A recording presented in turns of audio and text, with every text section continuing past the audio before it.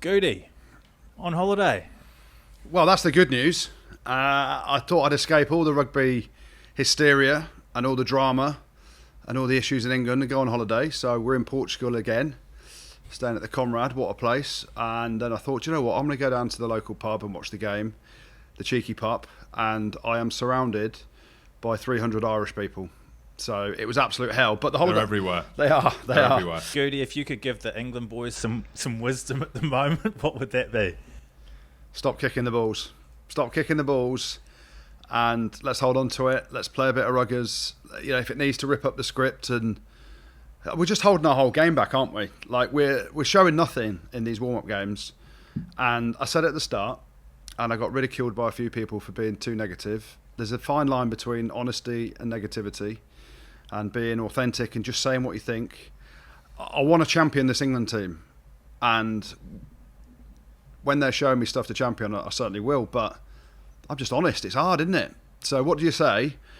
And you go back to it, and I'll go back to Chris Ashton. So we're doing the live show before England-Wales, and Andy Rowe, you were there. Rob, the producer, was there. Jim was working up in Scotland, so couldn't be there. But we've got Chris Ashton on stage, right? And I'm chatting about Steve Borthwick and, you know, someone needs to motivate the troops at half-time. And I commentated on the Wales game the week before that when we were doing it. And I said, look, second half, England came out against Wales in game one, and they looked flat. You know, whatever was said at half-time obviously didn't work because we got pummeled by Wales in that second half.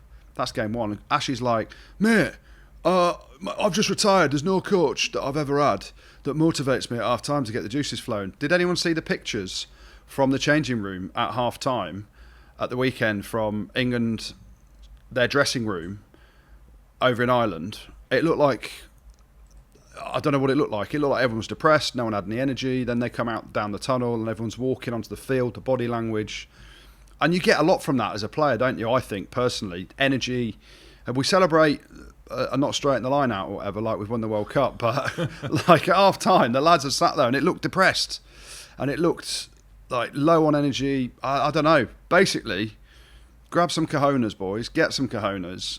Start playing a bit of rugby. Chuck the ball around. Put some shape on an attack. Demand it. And very similar, I think this is. We're in a very similar position to 2007. And I'm fast forwarding a few weeks into a World Cup. But 2007 World Cup, we got annihilated by South Africa in the first game, 36-0 or something like that. I don't know the exact score, but it was 36-0 or 36-3 or something like that. And the coaches, Brian Ashton was the coach, who's a great rugby brain, but none of the players agreed with what he was doing, how he was coaching.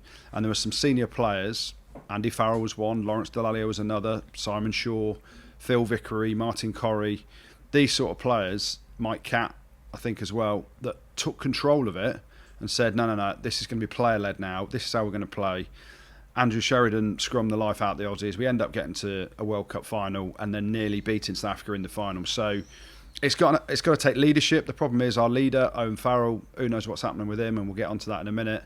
And everyone talks in riddles about, we're just going to get better next week. Well, we haven't. So something needs to change drastically. And I tweeted about it at half-time. Like, bring on Marcus Smith, rip up the game plan, change exactly how we're going to play. Let's not forget, we had Nick Evans in our coaching team in the Six Nations, and he was doing the job with both hands tied behind his back because he had to coach the way Steve Borthwick wanted. And going back to Chris Ashton again, Ashy, and everyone's like, yeah, but you wanted Eddie Jones sacked. Yeah, I did, because he was awful. And Chris Ashton, I'm happy to say it on here, who's played with a lot of these England players and had relationships with them, said that they were all broken at the back end of Eddie Jones's tenure as head coach, and they hated the environment, and they didn't know how to be treated. And it's the same thing that came out with what some of the Aussies said previously when he left Australia. So that behaviour then takes time to unlearn, and effectively, Steve Borthwick, who is a protege of Eddie Jones, has come in, and everyone's talking about how great the environment is. Nothing's changed.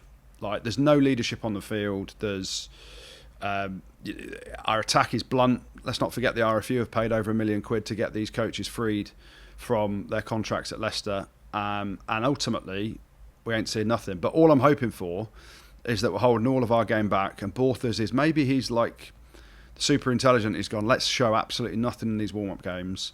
Let's play really badly, and then let's surprise everyone at the World Cup. and we'll bring out our A game. We'll put width on it. We'll have shape in attack. Anyone watching that England game at the weekend, we looked knackered, like one-paced, cumbersome, slow, no kind of direction in how to attack, no shape on the ball in terms of layers of attack, with options at the front, out the back, width as well. And hopefully that's all going to come good over the next few weeks, because I speak for, I'd say 95% of England fans at the minute. We're all depressed, we're all down, we're all looking at it going, what the hell have we done over the last 8 weeks? Because these 3 games that we've had so far against Wales twice and Ireland, we've been, I think, very poor. Worse than when I played for England, and my God, I was shit. But, and I said it, we've got some really good players.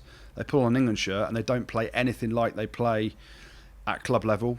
Maybe the Premiership isn't anywhere near the level that we think it is, but these players perform well in different sort of manners for their Prem teams. They put on an England shirt and it's like they've got a straitjacket on, and they don't know how to find space. They don't know how to play fluid rugby together. They don't know how to hold width and attack, and we just look one out and blunt, and that's both a player's responsibility and the coach's responsibility. But the good news is things can only get better.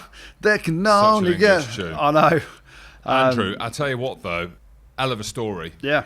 If they come good. I'm not going to say when. I would have said when a couple of weeks ago. But think about the story. Imagine if it was documented inside the camp and everything that's going on with Faz. It's a mess, isn't it? Like the whole England setup at the minute is a real mess. That's how it looks from the game at the weekend. I say that because Billy got red carded again, and you could see Billy's reaction, like shaking his head. Then you listen to the press conference, it's a repeat of last week, and then the story around your captain and everything with that. And then you're looking around, you're watching Courtney, press conference was a carbon copy of the press conference the week before, and that's all you can go on, and that's all you can gauge the emotion of the team. I saw the clips of the inside the changing rooms, thought exactly the same as you. Yeah. And then you look at Ben Earl celebrating a line out that's not straight, like you referenced there earlier. Maro came out about 2 or 3 years ago and was, look, it's not about celebrating the opposition making mistakes, it's about us celebrating what we're doing and the good things that we're doing, the exceptional things. I think that was the line that he used. I'm thinking, well, Ben Earl was celebrating them making a mistake. So, and I understand why. Like, it was a Saracens thing. You celebrate small wins around scrum, around line out, to give you energy, and it did give you energy. Like, I felt energised in them moments when you were doing that, because no one wanted us to win. We were Saracens. Internally, we needed to build the emotion and build the excitement. But I'm thinking, if you're celebrating like that, and look, I love Benno. We spoke about him last week. But if you're celebrating like that, and it's gone viral, the clip's gone viral, and again, don't go based on social media. There is some See You Next Tuesdays on there, and I refuse now to take what a lot of people say on there as any substance at all. It's trash. But the point is around the Ben Earl thing, and many people were talking about it, that's why it went viral, was that shows that there ain't a huge amount to celebrate. I don't know what there is to be excited about. And you talk about identity in teams. We've gone through Scotland, how they play. I watched France at the weekend against Fiji. You can see the identity of the two teams. Ireland, I've added a layer, I would say, albeit that was, they were quite, I'd say, fairly rusty. South Africa, my goodness me, like they've added a layer to their game. You can see the improvements, but I'm looking at England, and you're absolutely right, mate. They have gone, I wouldn't say backwards from Eddie Jones, but from where they were 18 months ago. Let's just go based on that. They are a shell. They're a shadow of their former selves.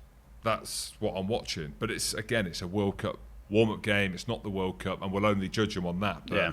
We can only judge them on that. And that there are some big issues. You've had two of your best players or your highest profile players sent off in 2 weeks going into a World Cup. Is there anyone else? Is there anyone else going into the World Cup where a player's been sent off and they're awaiting a sighting? No. None that spring to mind. Yeah. I can't think of any that are waiting. Xander Fagerson, obviously, for Scotland. We know what happened with that. George Mawala for Tonga, who's been banned for 10, then 5. And Faz gets none. That system's a mess as well, and we can get onto that a bit later. But you're right. And what I don't want to do, actually, sometimes you got to look at England and go, that's how we performed. and you said it then about Ireland being clunky. Ireland scored about 4 or 5 tries through balls over the top into that space on the edge, either a crossfield kick from return of the Mac. How good does he look with his green hair and his head shaved in with Keith Earls? You know, and the way they played, and Faz said it, didn't he, after the game? We're clunky. It wasn't our best performance. Ireland were in second or third gear. Like Peter O'Mahony's jogging through the middle when Ellis Gens tries to absolutely decapitate someone by flying out the line and jumping in, picking his wrong man. On a tip. Yeah. On a tip. A simple tip. You very rarely see players go through on a tip pass these days. And then because defences are so joined up, they're so narrow. England was so narrow in defence. Yeah. And then, you know, credit to Ireland. They've done that in second or third gear. That could have been 50 points, lads, if there was pure intensity in that Irish performance. You know, they were, and I'm watching them play, and I'm watching then how England attack. We go 2 phases, nothing on, let's boot it. Ireland are always looking to find a shoulder, run at space, create space, find space, have width on the ball. And our boys can do that. We've seen them do it before. We just don't do it. And so I don't know whether it's ingrained in them not to do it. But we should perhaps talk about Ireland a bit more, because they, with the handbrake on, were still bloody good, weren't they, in how they performed. Keith Earls gets his 100th cap and gets a wonderful finish in the corner, which, you know, was a real feel-good factor, I think, around the game, even from an England fan. But for Ireland, that shows how good they're going to be, I think, at the World Cup. To play in third gear, top third gear, that was all they got to, and still be that accurate and that precise. Yeah, there was the odd ball down, but their intent and their ability to find space and manipulate defenders is everything that England aren't doing at the minute. And you've got to credit Ireland and Faz and Mike Catt and, you know, the coaches, Paul O'Connell, in that they're just an outstanding outfit that I think are only going to get better. Andy Farrell called that performance clunky, though, didn't he? That's a little bit daunting for everyone else. Yeah, that's what Goody just said, and I've kind of mentioned it there as well. There was a few issues around their line-out and their contact skills, but the bones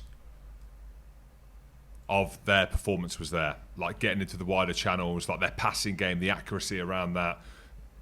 Mac Hansen, again, it's easy to talk him up. He got man of the match again. I've got his tattoo on my arm, so I'm going to claim him it. up as... Claim it. He's the best winger in the world as well. I'll tell you what, Moody on the wing, that 20-year-old for South Africa, he might have something to say about it at the minute. Playing 13 this week as well. Really? Yeah, against the All Blacks. Who is? Caden Moody. Oh, is he? Yeah. I've not seen it. I've not seen that he's going to 20 years old. Goodness me. But Ireland, just good. What kind of Ireland 15 will we expect to see against Samoa this weekend? No idea. Well, I reckon I've got an No idea. idea. It's a tough one for Faz, isn't it? Because undoubtedly the 2 big games in that group are South Africa and Scotland for him. They play this weekend against Samoa, then their first game in the group stages against Romania, and we saw them get dispatched by Italy this week. So, all due respect, that's not going to be a tough ask. And then game 2 at the World Cup, they've got Tonga. So he's got to build into now the opposite of England, really. England have got to try and pull something out of the bag this week because they've got their first 2 tough games in the World Cup. The first 2 weeks, Ireland have got a build up to the biggest of big games against the Springboks, and then Scotland after that. So yeah, Jim, I'm back with you. No idea, but I ain't put my hand up to play against Samoa if I'm Irish with the World Cup a week out. That's all I'm thinking. No, me neither. You mentioned what England have to do this weekend, Goody, but can you kind of go into that a little bit more? Are we going to see them put out their top side against Fiji? Who knows what our top side is? There's literally no one that's played themselves in and said, hey, I'm a starter. Whereas you look at, and that's the other thing, we've talked about Scotland on here, we've talked about Ireland. You can name their best 15, give or take 1 or 2, can't you? I think, at the minute, and how they've performed and how the energy has grown around those 2 teams. And France as well, another one. South Africa, you can name theirs, which sometimes is a positive. England, wouldn't have a clue what our best 15 is because no one's put their hand up, have they? I don't think. You can obviously have a go at it, but again, the opposite to England, I think every player should be chomping at the bit to play against Fiji this weekend to try and fix everything that's gone wrong, because you want to be part of eventually an England performance that clicks, and it could click against Fiji. They've got unbelievable talent. You just never know kind of what everyone's mindset is in these World Cup warm-up games. Fiji played France last weekend, put on a good show. They're a damn dangerous outfit with some unbelievable talent. But, this England team needs to have an identity and sharpish. And they need to find rhythm. You need to be in the starting 15 this weekend if you're starting against Argentina the week after. That's the bottom line, I think. And ultimately, our World Cup plans could be in either flying high after week 1 or could be in turmoil going into the Japan game in week 2. So you need to be picking your best team, and Borthwick needs to come out and say, I'm picking what I think is my gun 15. We're adding layers of attack. He keeps talking about we get down into the opposition half, but we're not taking our chances. I ain't seen any chances being created.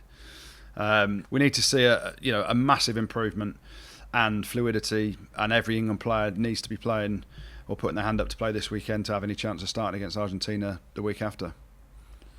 There was one moment where they seemed to get a little bit of momentum, and it was really grated on me because I didn't know what the hell they were doing. I think it was Genge punched it up. It was about the 30-minute mark, and you guys were getting over the advantage line, and then Ford dropped back into the pocket and hoisted it into the air. Is that part of their game plan, or do you know what they're trying to achieve with that? Spiral bomb. They put it out on social media, didn't they? This is how we do spiral bomb. And it's a great weapon, don't get me wrong. It is a great weapon at the right time, but it seems that is our kind of go-to, I think. 2 phases, even with momentum, let's kick it. And there are going to be set plays. I saw Wales do one the other week where they hit up straight away in midfield and then just went box kick from the middle of the park. That's because they felt the fullback at the time, whoever they're playing against, I think it might have been Villy Leroux at the weekend, isn't great at the high ball. So you do have those tactical reasons, but it's England's go-to. And you're not getting any energy in attack by kicking the ball away. You're just chasing kicks all the time. So there's a lot of work to do. We may see a completely different England attacking force this weekend, but as I said, from when Steve took over to when we went through the Six Nations, to the first game against Wales, you want to be positive. You want to hold on to something as an England fan and say, I can see our identity. I can see how this is developing and improving. We can't. And the next test is Fiji, and hopefully we see something then. And if not, we're going into the Argentina game. And who knows? Argentina, for me, are favourites right now against England. They beat us in November anyway. But also, with how we're playing and how they're performing. And actually, Argentina... Hey, Borthers, I've got something for you. Argentina are just up the road here in Portugal on a training camp. Do you need me to go and be a spy and see what they're doing? I can go and get some recording or something. I probably won't. They probably won't let me in. But there we go.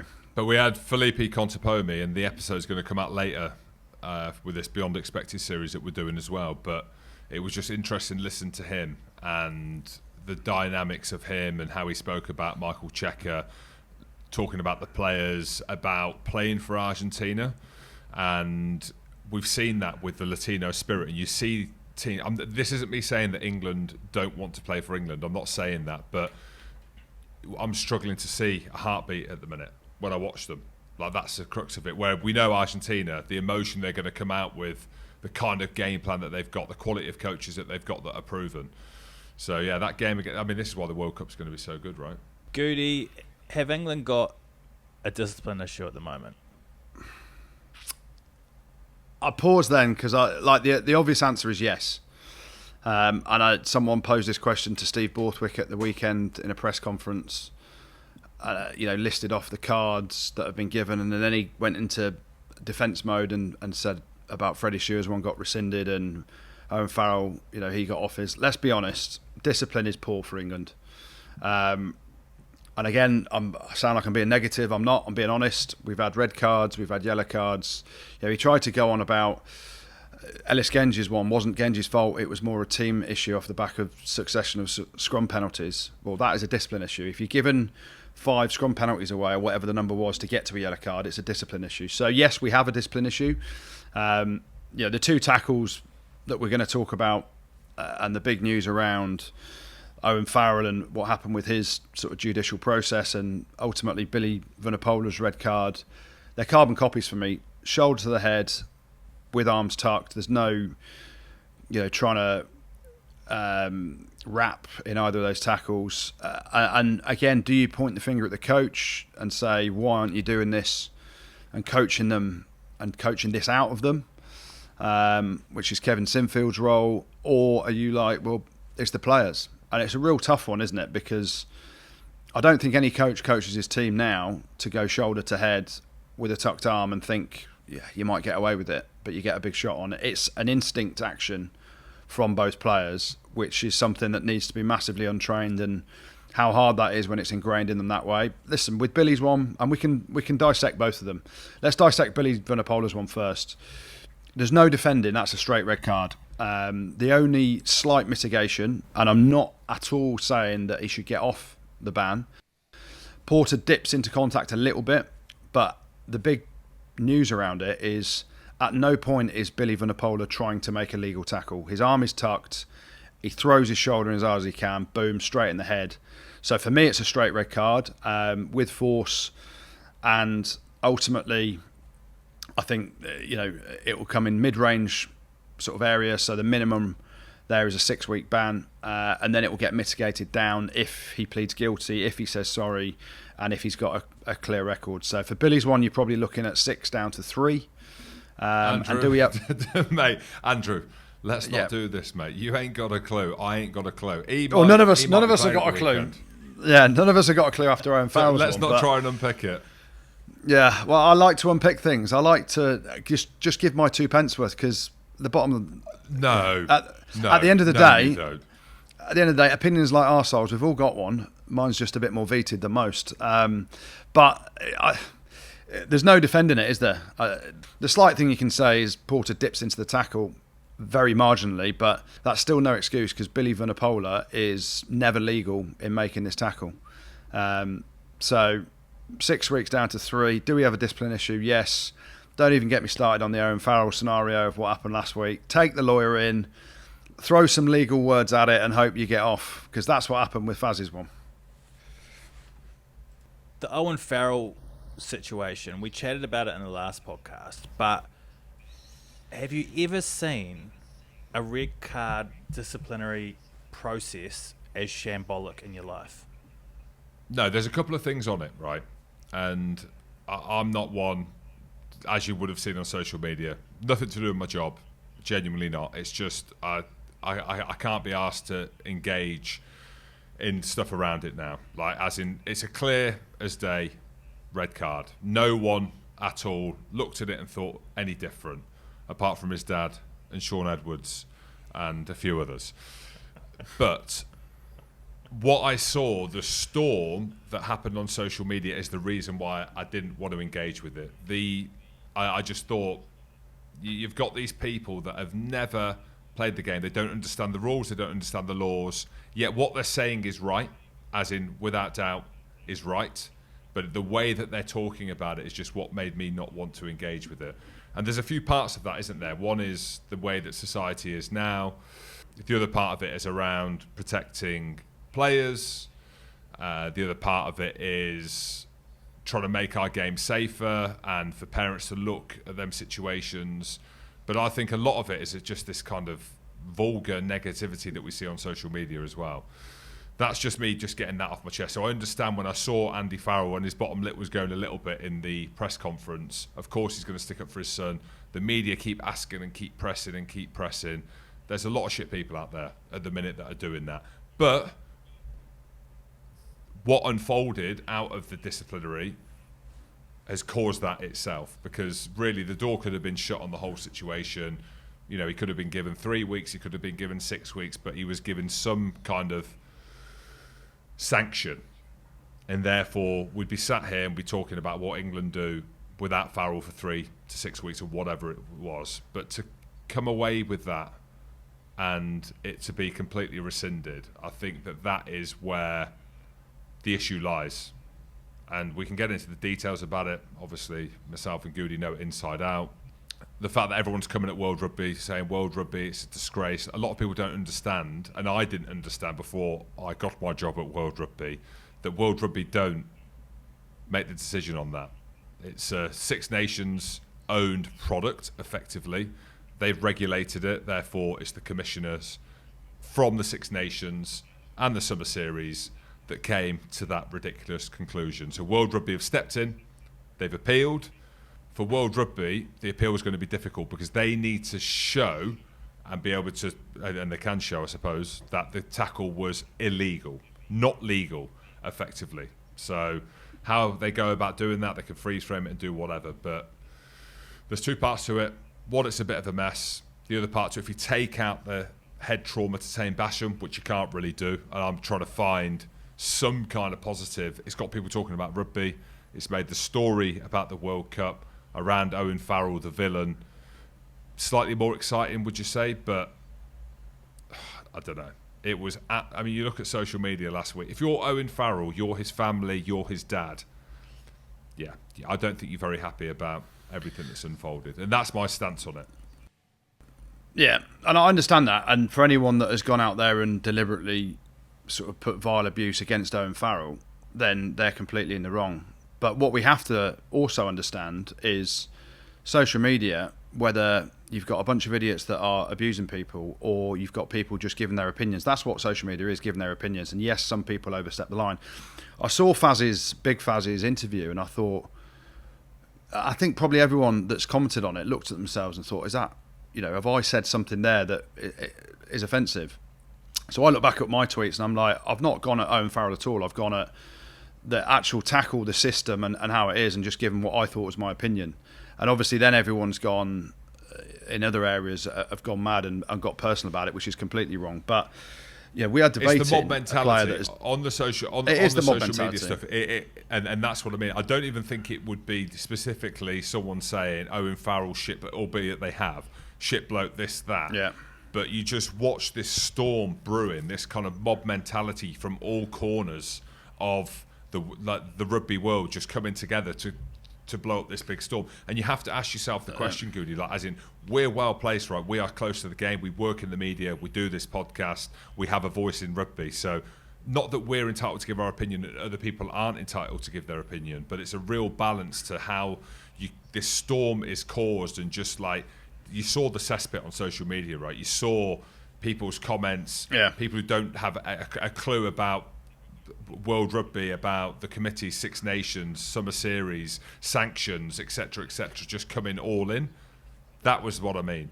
Yeah, and that's the problem as well. And I said it on the podcast before, where we need to have a system that is run by one body, whether it's an internal World Rugby body or, for me, an external process that manages all the disciplinary issues across the game, across the world.